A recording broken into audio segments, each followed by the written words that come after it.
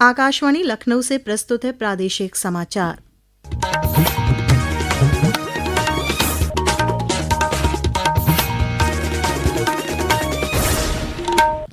मुख्य समाचार। वित्त मंत्री सुरेश खन्ना ने प्रदेश विधानसभा में आज 2025-26 के लिए पेश किया 24,496 करोड़ रुपए का अनुपूरक बजट। सदन में वंदे मातरम पर भी हुई चर्चा। मुख्यमंत्री योगी आदित्यनाथ ने कहा, कोडीन कफ सिरप मामले में दोषियों पर होगी सख्त कार्रवाई, विपक्ष का हंगामा। मुख्यमंत्री की अध्यक्षता में हुई मंत्रिपरिषद की बैठक में 15,189 करोड़ रुपए के निवेश प्रस्ताव को मिली मंजूरी। मिर्जापुर, हरदोई और गौतम बुद्ध नगर सहित 9 जिलों में स्थापित होंगी औद्योगिक इकाइयां। और पहाड़ों पर बर्फबारी के चलते प्रदेश के अधिकांश जिले ठंड और कोहरे की चपेट में। हवाई, रेल और सड़क यातायात प्रभावित, कई जिलों के स्कूलों में अवकाश घोषित।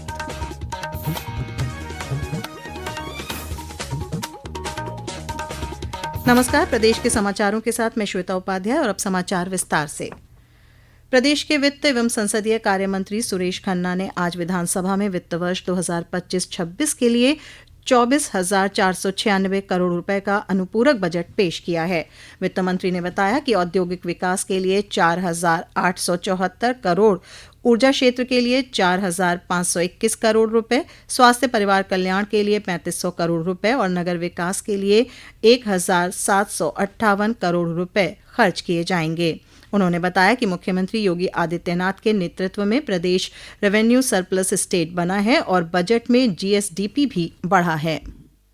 आज जो मैं प्रस्तुत कर रहा हूं, ये 24,496.98 करोड़ रुपए का है। इसमें राजस्व लेखे का व्यय 18,369.30 करोड़ रुपए तथा पूंजी लेखे का व्यय 6,127.68 करोड़ रुपए है। ये प्रस्तावित अनुपूरक बजट का आकार इस वर्ष मूल बजट का 3.03% है। इसमें विशेष रूप से जो हमारे सामने मुख्य बातें हैं उसके ऊपर फोकस करना चाहता हूं। खासतौर से इसमें इंडस्ट्रियल डेवलपमेंट के लिए 4,874 करोड़ रुपए, पावर सेक्टर में 4,521 करोड़ रुपए, हेल्थ एवं फैमिली वेलफेयर में 3,500 करोड़ रुपए, नगर विकास में 1,758.56 करोड़ रुपए और टेक्निकल एजुकेशन में 639.96 करोड़ रुपए। इसके अलावा वीमेन चाइल्ड वेलफेयर इसमें 535 करोड़ रुपए, नेडा में 500 करोड़ रुपए तथा मेडिकल एजुकेशन में 423.10 करोड़ रुपए और गन्ना और चीनी मिल में 400 करोड़ रुपए। ये मुख्य बातें हैं।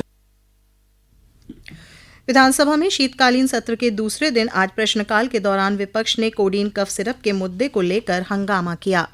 नेता प्रतिपक्ष माता प्रसाद पांडे ने इस मुद्दे पर चर्चा कराए जाने की मांग की, जिसके बाद सपा के सभी सदस्य नारेबाजी करते हुए वेल में आ गए तथा सरकार के खिलाफ नारेबाजी करने लगे। सपा सदस्य अतुल प्रधान द्वारा कोडीन सिरप का मामला उठाए जाने पर मुख्यमंत्री योगी आदित्यनाथ ने जवाब देते हुए कहा कि कोडीन सिरप से प्रदेश में किसी की मौत नहीं हुई है। मुख्यमंत्री ने कहा कि इस मामले में 134 स्थानों पर छापेमारी की गई और 79 एफआईआर दर्ज की गई। उन्होंने स्पष्ट किया कि इस मामले में संलिप्त किसी को बख्शा नहीं जाएगा। कोडीन कफ सिरप का मुद्दा जो इन्होंने उठाया है, मुद्दा था नकली दवाओं के सेवन के कारण होने वाली मौतों का, और उसके बारे में हमने पहले ही बताया है कि नकली दवा के कारण होने वाले मौत के प्रकरण की कोई भी बात अभी तक शासन के संज्ञान में नहीं आई है और समय समय पर एफएसडीए विभाग इसको लेकर के छापेमारी करती है, कार्रवाई करती है। यूपी के अंदर कोडीन कफ सिरप इसके केवल स्टॉकिस्ट हैं, होलसेलर है, इसका यहाँ पे प्रोडक्शन नहीं होता है। ये कार्रवाई सरकार ने की है और सरकार ने इसके लिए 79 अभियोग अब तक दर्ज किए हैं। इसमें 225 अभियुक्तों को इसमें नामजद किया है, 78 अभियुक्त अब तक गिरफ्तार हुए हैं, 134 फर्म पर एक छापेमारी की कार्रवाई हुई है।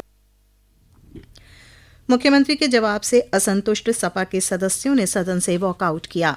इससे पूर्व सपा के सदस्य समरपाल सिंह ने प्रदेश की स्वास्थ्य सेवाओं की बदहाली का प्रश्न उठाया। इस पर उप मुख्यमंत्री ब्रजेश पाठक ने कहा कि सभी अस्पतालों में निःशुल्क उपचार और दवाएं पर्याप्त मात्रा में उपलब्ध हैं। इसके अलावा मुख्यमंत्री विवेकाधीन कोष से उपचार के लिए लोगों को 1,300 करोड़ रुपए दिए गए हैं। उन्होंने कहा कि सरकार स्वास्थ्य सेवाओं के प्रति पूरी तरह प्रतिबद्ध है। विधानसभा में आज वंदे मातरम पर भी चर्चा शुरू हुई। नेता सदन और मुख्यमंत्री योगी आदित्यनाथ ने वंदे मातरम की विशिष्टताओं और इसकी प्रासंगिकता पर विस्तार से चर्चा करते हुए कहा कि वंदे मातरम केवल अतीत की स्मृति न रहे बल्कि हम सबके लिए भविष्य का संकल्प भी बने। वंदे मातरम की जब हम बात करते हैं तो वास्तव में यह हम सबके लिए कैसे अंतःकरण से हर भारतीय को एक नई दिशा देता है।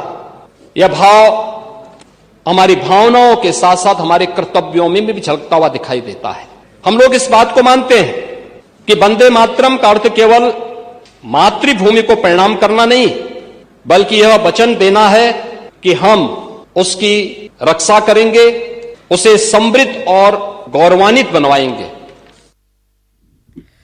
वंदे मातरम पर हुई चर्चा में उप मुख्यमंत्री केशव प्रसाद मौर्य, कांग्रेस की आराधना मिश्रा मोना, सपा के वरिष्ठ नेता शिवपाल यादव और जनसत्ता लोकतांत्रिक दल के रघुराज प्रताप सिंह सहित अन्य दलीय नेताओं ने हिस्सा लिया। उधर विधान परिषद में विपक्ष ने पुरानी पेंशन बहाली, शिक्षण संस्थाओं से अधिक बिजली बिल वसूली और किसानों की बदहाली का मुद्दा उठाया। पुरानी पेंशन बहाली के समाजवादी पार्टी के डॉक्टर मानपाल सिंह यादव के प्रश्न पर सरकार ने कहा कि 1 अप्रैल 2005 से नई पेंशन प्रणाली लागू की गई है। बिजली बिल वसूली मामले पर ऊर्जा मंत्री AK शर्मा ने कहा कि विद्युत नियामक आयोग बिजली की दरें तय करता है, वहां आप अपील कर सकते हैं। वहीं किसानों के मुद्दे पर कृषि मंत्री सूर्य प्रताप शाही ने कहा कि किसान हमारी सरकार की प्राथमिकता में शामिल हैं। ये समाचार आप आकाशवाणी लखनऊ से सुन रहे हैं। ताज़ा समाचार जानने के लिए आप हमारी वेबसाइट newsonair.gov.in पर लॉगिन कर सकते हैं। इसके साथ ही आप प्रादेशिक समाचारों का ये बुलेटिन हमारे YouTube channel news on AIR Lucknow पर भी सुन सकते हैं। मुख्यमंत्री योगी आदित्यनाथ की अध्यक्षता में आज लखनऊ में हुई मंत्रिपरिषद की बैठक में 15,189 करोड़ रुपए के निवेश प्रस्ताव को मंजूरी मिल गई है। औद्योगिक विकास मंत्री नंद गोपाल गुप्ता नंदी ने बताया कि प्रदेश को $1 ट्रिलियन इकोनॉमी वाला राज्य बनाने के लिए मिर्जापुर, हरदोई, बुलंदशहर, रायबरेली, गौतम बुद्ध नगर, सोनभद्र, मेरठ, मुजफ्फरनगर और अलीगढ़ जनपद में 15,189 करोड़ की लागत से मेगा एवं सुपर मेगा श्रेणी में उद्योग स्थापित करने के लिए 12 औद्योगिक इकाइयों को LOC जारी की जाएगी। राज्यपाल आनंदीबेन पटेल ने आज फतेहपुर में सरस्वती बालिका विद्या मंदिर के नवनिर्मित भवन का लोकार्पण किया और आंगनबाड़ी कार्यकर्त्रियों को किट वितरित की। इसके बाद राज्यपाल ने राष्ट्रीय स्वयंसेवक संघ के शताब्दी वर्ष के उपलक्ष्य में सप्त शक्ति संगम कार्यक्रम में महिलाओं को संबोधित किया। श्रीमती पटेल ने कहा कि कुरीतियों को दूर करने के लिए महिलाओं को शिक्षित करना जरूरी है। 30% से ज्यादा महिलाएं वह जेल काट रही है, उसका कारण वही है कि उसने दहेज मांगा, दहेज नहीं मिला। तो ऐसे जो बीमारियां समाज में है, वो बीमारियां दूर करने के लिए मुझे लगता है कि शिक्षा काफी इम्पोर्टेंट है। लखनऊ के बाद अब प्रयागराज डाक परिक्षेत्र में प्रधान डाकघर की ओर से इलाहाबाद विश्वविद्यालय में प्रदेश का दूसरा जेन जी पोस्ट ऑफिस खोला जा रहा है। यह डाकघर छात्रों, शोधार्थियों और विश्वविद्यालय परिवार को ध्यान में रखकर डिजाइन किया गया है। प्रधान डाकघर के प्रवर डाक अधीक्षक सुशील कुमार तिवारी ने बताया कि जेन जी पोस्ट ऑफिस पूरी तरह आधुनिक होगा। हमारी जो प्रयागराज पोस्टल डिवीजन है वो एक जनरेशन जेनजी के तहत पोस्ट ऑफिस आइडेंटिफाई किया है, जो प्रयागराज यूनिवर्सिटी में उस पोस्ट ऑफिस में हम लोग जो पोस्ट ऑफिस तो पहले से ही थी, लेकिन उसको हम लोग मॉडर्नाइजेशन करके उसको जेनजी को जोड़ने के लिए वहाँ पे अत्याधुनिक सुविधाएं और जो नेक्स्ट जनरेशन की डिमांड है उस हिसाब से पोस्ट ऑफिस को डेवलप किया जा रहा है। वहाँ पे कैफेटेरिया होगी, पानी और छोटी मोटी चीजें, लाइब्रेरी से संबंधित चीजें होंगी जहाँ पे बच्चे अपने लीजर टाइम भी बिता सकते हैं और पोस्ट ऑफिस में जो प्रोडक्ट है उसके बारे में जानकारी करके अपने को कनेक्ट कर सकते हैं। पहाड़ों पर बर्फबारी के चलते प्रदेश के कई जिले ठंड और घने कोहरे की चपेट में हैं। कोहरे के चलते दृश्यता कम होने के कारण हवाई, रेल और सड़क यातायात पर असर पड़ा है। वहीं ठंड और कोहरे के कारण स्कूलों में पठन पाठन प्रभावित हो रहा है। फर्रुखाबाद, रायबरेली और अम्बेडकर नगर में जिला प्रशासन ने 12वीं तक के सभी विद्यालयों में कल तक के लिए अवकाश घोषित किया है। मौसम विभाग ने पश्चिमी और पूर्वी उत्तर प्रदेश के कुछ जिलों में आगामी 2 दिनों के लिए घने कोहरे का येलो अलर्ट जारी किया है।